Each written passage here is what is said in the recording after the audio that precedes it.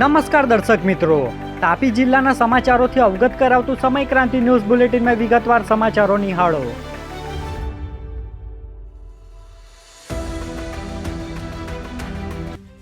સોંગઢ પોલીસે operation mule hunt અંતર્ગત 3 આરોપીઓને ઝડપી લીધા, જે આરોપીઓ સામે દેશભરમાં 28 જેટલી ફરિયાદો નોંધાઈ છે। સોંગઢ પોલીસ મથક ખાતેથી શુક્રવારના 3 કલાકની આસપાસ મળતી વિગત મુજબ ઓપરેશન મ્યુલ હન્ટ અંતર્ગત 3 જેટલા આરોપીઓને ઝડપી લીધા છે, જેઓ મ્યુલ એકાઉન્ટનો ઉપયોગ કરી 18,81,000થી વધુનો સાયબર ફ્રોડ કરી કમિશન પેટે રૂપિયા મેળવ્યા હતા। જેમાં મિલિંદ કુમાર રણજીતભાઈ વજારી રહે અવતાર સોસાયટી સોંગઢ સામે દેશભરમાં 24 જેટલા ગુના અને નિખિલ અનુપભાઈ ચૌહાણ રહે શિવાજીનગર સોંગઢ સામે 2 તેમજ અભી કમલેશભાઈ પંચાલ રહે કેસરી નંદન સોસાયટી સામે 2 જેટલા ઓનલાઈન ફ્રોડ અંગે ગુના નોંધાયા છે, જેને લઈ પોલીસે કાર્યવાહી હાથ ધરી છે। વ્યારા ખાતે રોજ સાયબર કેફે ચલાવતા દંપતી સહિત અન્ય ઈસમો સામે બેંક ખાતા ખોલાવી છેતરપિંડી અંગેનો સાયબર ક્રાઇમ ગુનો દાખલ થયો।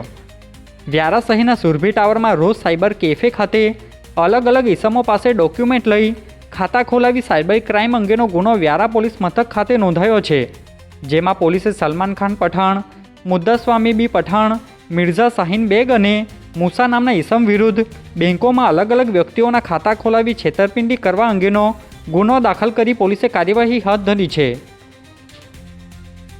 નિઝરના વેલદા ગામે પાણીની ટાંકી પાસે ક્લોરીન ગેસ લીકેજ થતાં ખેડૂતોના પાકને વ્યાપક નુકસાન પહોંચ્યું। મામલતદારને કરાઈ રજૂઆત। નિઝર તાલુકાના વેલદા ગામે આવેલ પાણીની ટાંકી પાસે ક્લોરીન ગેસ લીકેજની ઘટના બની હતી, જે ઘટનાને પગલે આજુબાજુના 19 જેટલા ખેડૂતોના પાકને વ્યાપક નુકસાન પહોંચતા તાલુકા મામલતદારને આવેદન આપી ખેડૂતોએ રજૂઆત કરી હતી, જેમાં પાકને થયેલ નુકસાનનું વળતર ચૂકવવામાં આવે સહિતની માંગ કરાઈ હતી, જેમાં ખેડૂતો હાજર રહ્યા હતા।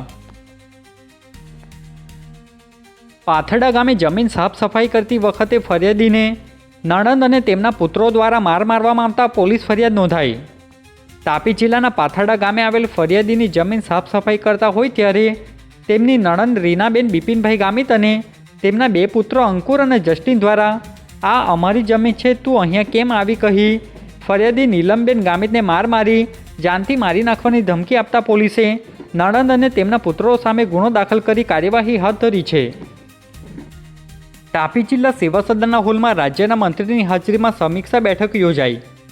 તાપી જિલ્લા સેવા સદનના હોલમાં રાજ્યના મંત્રી ડૉક્ટર જયરામભાઈ ગામિતની હાજરીમાં વિભાગીય સમીક્ષા બેઠક યોજાઈ હતી, જેમાં પોતાના હસ્તકના વિભાગોની કામગીરી પ્રગતિની જાણકારી મેળવી અધિકારીઓને રચનાત્મક સૂચનો કર્યા હતા, જેમાં કલેક્ટર અને જિલ્લા વિકાસ અધિકારી સહિતના અધિકારીઓ હાજર રહ્યા હતા।